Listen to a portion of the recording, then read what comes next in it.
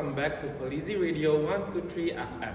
Another week, another podcast. If you're new to this channel, I'm Joshua and I'll be your host for today's session. So you guys know Polisi Radio has recently received so many questions about the discussion on the National Police Force in Indonesia. We are surprised that many young Indonesians are interested to become a police in the National Police. Today we have Salsa, who will be here with us today. Hi future leaders, my name is Salsa and I'm currently a student at Blossom High University. I dream to be a female police officer one day and I'm honored to represent many of you guys, my fellow future leaders, who are also interested to become a future police officer. Wow, a female police officer. Could you tell us more about the time when you have decided that you wanted to become a police officer? If I remember correctly, I was 9 years old at the time.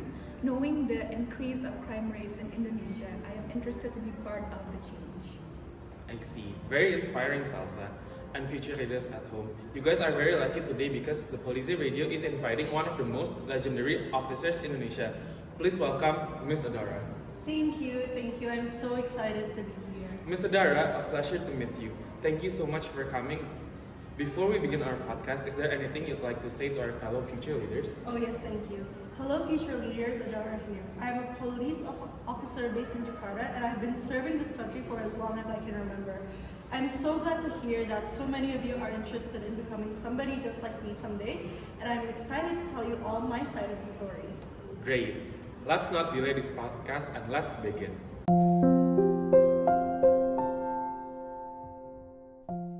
Okay, let's start. Ms. Adara, there are so many future leaders out there who wants to be a police officer.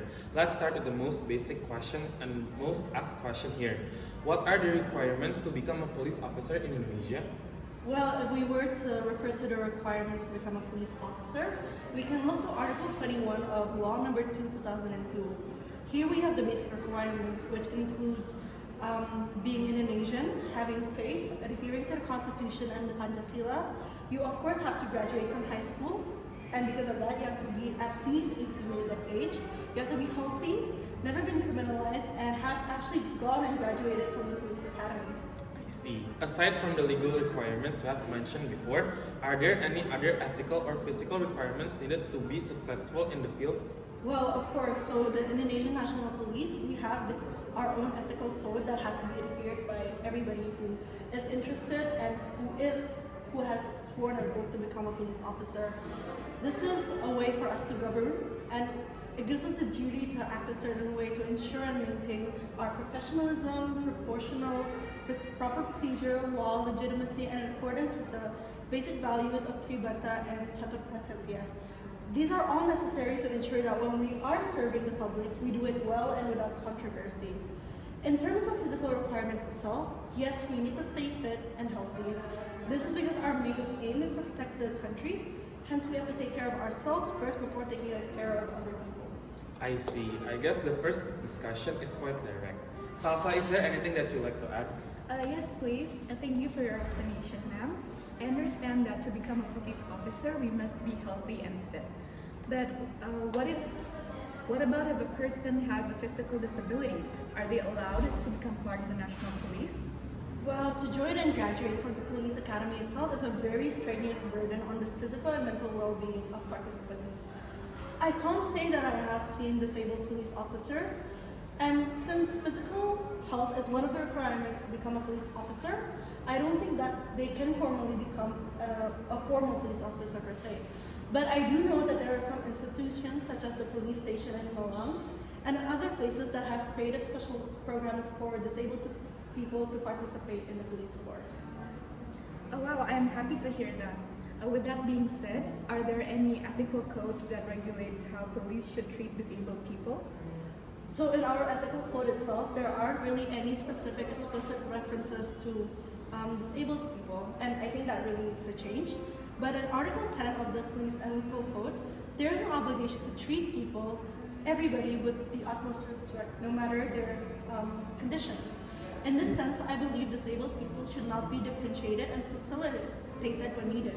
Their accounts, reports should not be rejected just because they're disabled. So I think we should treat them equally, and I think this principle allows us to facilitate them more when it becomes necessary.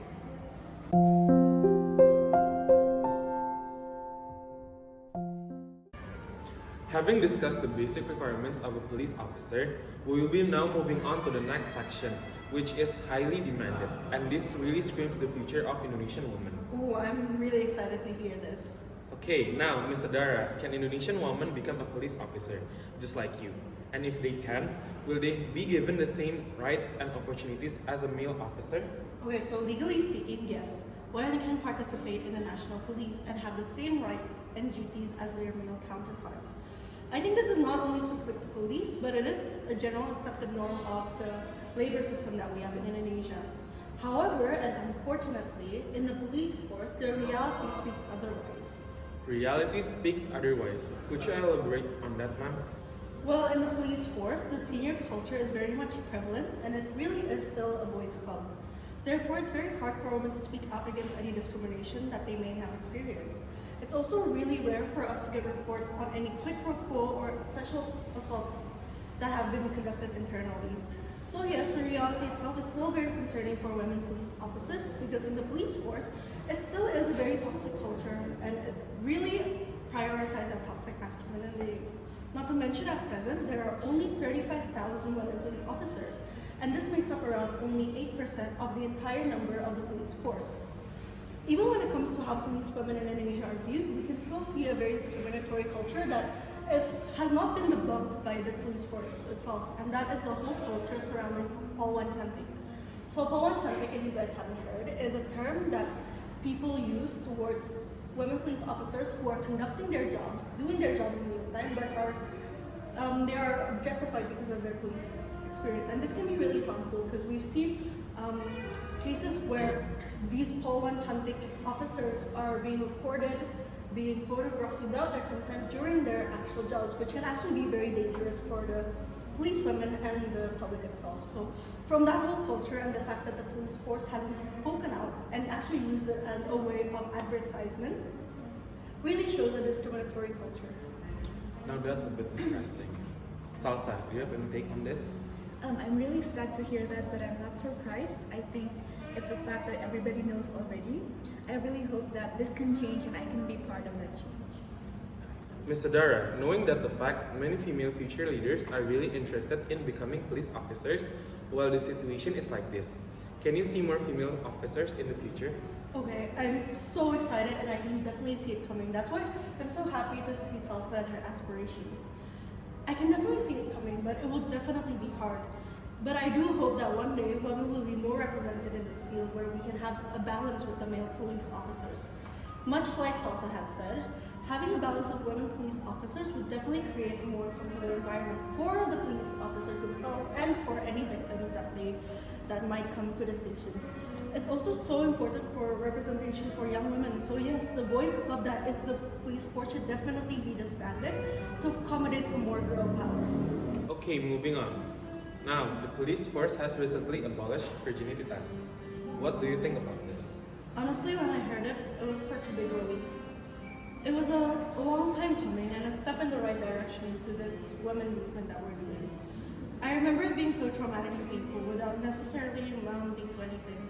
I mean, what does virginity, the concept of virginity, even have to do with our service as police officers? Does the hymen even equate to virginity? So yes, boy, am I glad that it's over, that whole testing. But although it has been abolished, it really is an evidence of the discrimination we women police officers are subjected to. For preemptive purposes, if any of our listeners experience any wrongdoings by male police officers, what step that they can take?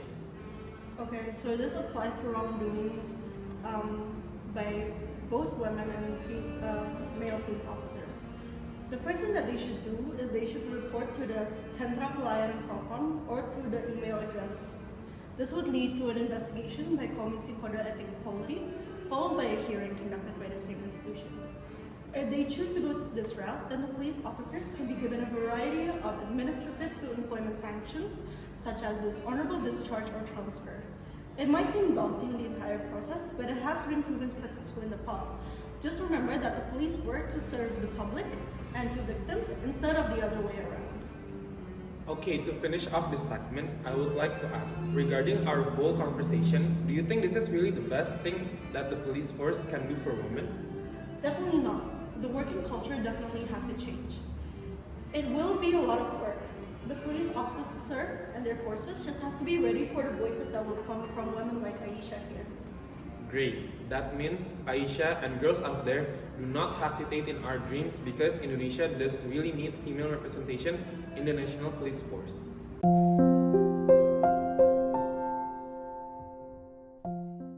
And last but not least, this question is also highly demanded and it's pretty clever. Ms. Adara, can a police officer hold more than one profession? Whoa, are teenagers really hell-bent on having more than one job? How many professions are they willing to take at once? I know it's a bit silly, ma'am, but a lot of my friends are actually interested to become a police officer and at the same time other professions such as a lawyer. Would that be okay? Okay, so in general, the working hours that we have is quite long and tiresome. So I don't really see how someone can hold two professions.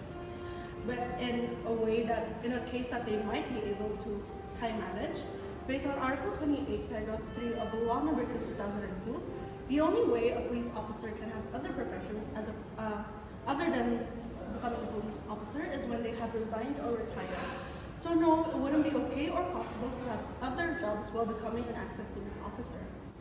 Oh, I see now. Why do you think a police officer can only hold to this one particular profession? I believe firstly it's for loyalty reasons. As police officers, we serve the public, and this means also securing our own interests separate from the interests of the public. So by holding one profession and becoming a police officer, it will definitely safeguard that loyalty and objectivity. Furthermore, as I've mentioned before, the hours and shifts can be very tiring and long. So I don't think it's convenient or exactly healthy to hold more than one job. I see. Thank you so much, ma'am. Great, I guess this marks the end of this week's Polisi Radio podcast. Thank you, Ms. Adara, for being here and giving us some advice and insights on police and police enforcement. And thank you for Salsa for being here and represent the future leaders of Indonesia. Yes, thank you, Ms. Adara, for being here. I'm so happy to be here with you. Happy to be here, happy to answer questions. Thank you guys for having me. This is from Police Radio. Thank you everyone for who's been keeping up with us, and we hope you learn new things and see you on the next podcast. Bye!